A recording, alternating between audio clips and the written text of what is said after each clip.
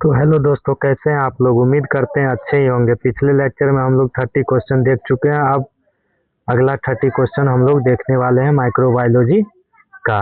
ठीक है, जिसमें हिंदी और इंग्लिश दोनों लैंग्वेज में लाया हूँ ताकि समझने में कोई परेशानी ना हो। तो चलते हैं, बिना देरी किए हम लोग शुरुआत करते हैं। तो आज का पहला क्वेश्चन है हम लोग का, which of the following is an example of an cellular micro organism, यानी कि निम्नलिखित में से कौन सा एक अकोशिकीय सूक्ष्म जीव का उदाहरण है। तो कौन है, तो वो होता है वायरस। ठीक है, फिर अगला देखते हैं, the process of conversion of sugar into alcohol by yeast is called, यानी कि ईस्ट के द्वारा चीनी को अल्कोहल में बदलने की प्रक्रिया को क्या कहा जाता है, तो वो कहा जाता है फर्मेंटेशन। क्या कहा जाता है, फर्मेंटेशन। फिर आगे हम लोग देखते हैं, which unique lipid is found in the cell wall of a seed fast bacteria like mycobacterium। Mycobacterium जैसे एसिड फास्ट बैक्टीरिया की कोशिका भित्ति में कौन सा अनोखा लिपिड पाया जाता है, तो वो होता है माइकोलिक एसिड। क्या होता है, माइकोलिक एसिड। फिर अगला देखते हैं हम लोग, hair like structure on the surface of bacteria use for attachment और cleaning to surface are called. तो इसका आंसर होगा फाइम्ब्रिया। क्या होगा, फाइम्ब्रिया और पिलाई, इसी को पिलाई भी कहते हैं। ठीक है, अगला क्वेश्चन हम लोग देखते हैं, which component is present in gram negative bacteria cell walls but absent in gram positive. ठीक है, ग्राम निगेटिव बैक्टीरिया की कोशिका भित्ति में कौन सा घटक मौजूद होता है जो ग्राम पॉजिटिव में नहीं होता है, तो वो होता है हम लोग का आउटर मेम्ब्रेन। कौन होता है, आउटर मेम्ब्रेन। फिर आगे हम लोग देखते हैं, हु डिस्कवर्ड द टोबैकोमोसिक वायरस, यानी कि TMV, proving the existence of viruses, यानी कि टोबैकोमोसिक वायरस की खोज किसने की थी जिससे वायरस के अस्तित्व का पता चलता है, तो वो की थी डिमित्री इवानोव्स्की। कौन की थी, डिमित्री इवानोव्स्की। फिर आगे देखते हैं, what is the standard temperature and time for dry heat sterilisation in a hot air oven, यानी कि हॉट एयर ओवन में मानक तापमान और समय क्या होता है, तो वो होता है 160 डिग्री सेल्सियस फॉर 2 आवर्स। 170 होता है तो वो होगा 170 जो है डिग्री सेल्सियस पे हम लोग 1 आवर तक रखते हैं, और 180 पर हम लोग 30 मिनट्स के लिए रखते हैं। अगला देखते हैं, micro organism that required oxygen to survive are called, यानी कि जीवित रहने के लिए ऑक्सीजन की आवश्यकता वाले सूक्ष्म जीव को क्या कहा जाता है, तो वो कहा जाता है ऑब्लिगेट एरोब्स। क्या कहा जाता है, ऑब्लिगेट एरोब्स। फिर आगे देखते हैं, विच of the following disease is caused by protozoan, यानी कि निम्नलिखित में से कौन सी बीमारी एक प्रोटोजोआ के कारण होता है, तो वो होता है एमेबिक डिसेंट्री। क्या होता है, एमेबिक डिसेंट्री। फिर आगे हम लोग देखते हैं, what is the function of bacterial flagella, यानी कि बैक्टीरियल फ्लैजिला का क्या कार्य होता है, तो फ्लैजिला का काम होता है मेनली मोटिलिटी का, यानी कि मूवमेंट का। ठीक है, आगे देखते हैं हम लोग, which staining method is use to detect mycobacterium tuberculosis, यानी कि माइकोबैक्टीरियम ट्यूबरकुलोसिस का पता लगाने के लिए कौन सा स्टेन करते हैं, तो हम लोग करते हैं जेडन स्टेन, यानी कि जियाल-नैंसल स्टेन, यानी कि एसिड फास्ट भी कहा जाता है इसको। आगे देखते हैं हम लोग, the process by which a bacterial cell splits into 2 equal outer cell is called, वह प्रक्रिया जिसके द्वारा एक बैक्टीरिया कोशिका 2 समान संतति कोशिकाओं में विभाजित होती है कहलाती है, तो क्या कहलाती है, बाइनरी फिजन। फिर अगला देखते हैं, which phase of the bacteria growth curve show the fastest rate of cell division, तो किस फेज में जो है कोशिका विभाजन में सबसे तेजी होता है, तो वो होता है, किसमें होता है, लॉग फेज में। सारा इसका फेज ही है, लैग फेज, लॉग फेज, एक्सटर्नरी phase, death phase. Death phase में क्या होता है कि कोशिका जो है डेथ होना शुरू हो जाता है। फिर अगला देखते हैं, what are the halophiles. Halophiles क्या है? तो हेलोफाइल्स जो है, हेलोफाइल्स है organism that live, organism that thrive in high salt concentration, यानी कि इसका आंसर बी होगा।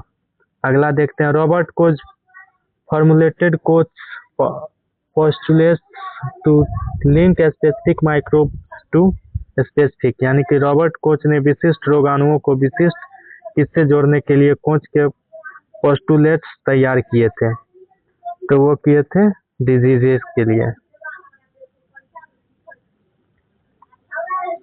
फिर ringworm skin infection in humans is caused by, मनुष्य में दाद का त्वचा संक्रमण किसके कारण होता है?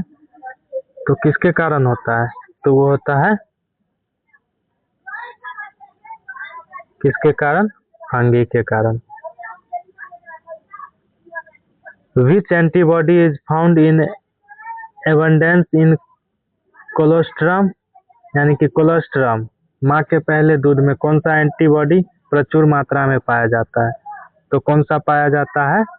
तो वो होता है IgA। IgG जो होता है वो होता है क्रॉस प्लेसेंटा करता है, ठीक है। IgE इन्फेक्शन में ज़्यादा पाया जाता है। फिर अगला देखते हैं हम लोग, typhoid fever is diagnosed using which serological test, यानी कि टाइफाइड बुखार के निदान के लिए कौन सा सेरोलॉजिकल टेस्ट किया जाता है? तो वो किया जाता है विडाल के लिए, विडाल किया जाता है, ठीक है।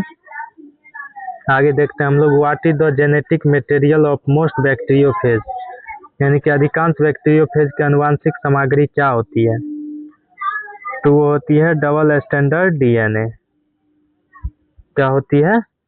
Double standard DNA। The clear zone formed around an antibiotic dish on an anger agar plate, यानी कि अगार प्लेट जो है, अगार प्लेट पर एंटीबायोटिक डिश के चारों ओर बनने वाला साफ क्षेत्र क्या कहलाता है? तो क्या कहलाता है? Zone of inhibition. फिर आगे देखते हैं हम लोग, which toxin is produced by clostridium botulism and known to be extremely lethal. तो इसका आंसर होगा बोटुलिनियम टॉक्सिन। क्या होगा? Botulinum toxin.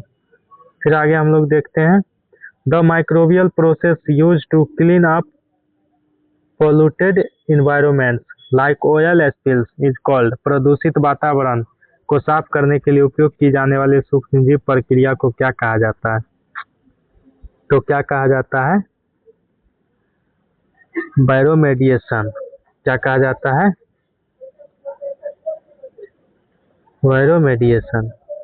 फिर अगला देखते हैं, which organism is known as an indicator of water pollution by faecal matter. तो इसका आंसर होगा एस्चेरिया कोलाई। क्या होगा? Escherichia coli. फिर आगे देखते हैं, food poisoning called botulism is typically associated with, botulism नामक फूड पॉइजनिंग आमतौर पर किससे जुड़ी होती है? तो किससे जुड़ी होती है? तो इम्प्रॉपरली कैंड फूड्स। किससे जुड़ी होती है? इम्प्रॉपरली कैंड फूड्स, यानी कि इसका आंसर होगा बी। फिर अगला देखते हैं, माइकोसिरा इज सिम्बायोटिक एसोसिएशन बिटवीन, यानी कि माइकोराइजा किसके बीच का एक सहजीवी संबंध है? तो वो है fungi and roots of higher plants. फिर आगे हम लोग देखते हैं, what is the mode of action of penicillin against bacteria, यानी बैक्टीरिया के खिलाफ पेनिसिलिन की कार्य प्रणाली क्या है? तो क्या है? Inhibition of cell wall. क्या है? Inhibition of cell wall synthesis. B answer होगा। फिर अगला देखते हैं हम लोग, naked infection RNA molecule without a protein coat are called, यानी कि प्रोटीन के आवरण के बिना नग्न संक्रामक RNA अणुओं को क्या कहा जाता है? तो क्या कहा जाता है? वेरियोर्स। क्या कहा जाता है? बेरियंस। ओ सॉरी, इसका आंसर जो होगा वो होगा बेरियोड्स। देख लीजिएगा, थोड़ा सा मिस्टेक हो गया है तो समझ लीजिएगा आप लोग। Infectious protein that cause disease like mad cow disease are called, यानी कि मैड काउ डिजीज जैसी बीमारियां पैदा करने वाले संक्रामक प्रोटीनों को क्या कहा जाता है? तो क्या कहा जाता है? तो उसको कहा जाता है प्रायॉन्स। क्या कहा जाता है? प्रायॉन्स। फिर अगला देखते हैं हम लोग। Which type of microscope use UV light to illuminate specimen stained with specific type. विशिष्ट रसायनों के रंगे नमूनों को देखने के लिए कौन सा सूक्ष्मदर्शी यूवी प्रकाश का उपयोग करते हैं? तो वो करते हैं फ्लोरोसेंस माइक्रोस्कोप। किसका करते हैं हम लोग? Fluorescence microscope. फिर अगला देखते हैं। Normal flora of the human body are important because they, यानी कि मानव शरीर के सामान्य फ्लोरा महत्वपूर्ण है क्योंकि वे prevent the colonisation of pathogens, यानी कि इसका आंसर होगा बी। तो ऐसे ही वीडियो में बने रहने के लिए धन्यवाद, और हमारे चैनल लैबटेक स्पार्क को सब्सक्राइब कर ले ताकि ऐसे ही वीडियो आप लोग को मिलते रहे और सारी इन्फॉर्मेशन टाइम टू टाइम आप लोग के पास पहुंचते रहे। Thank you.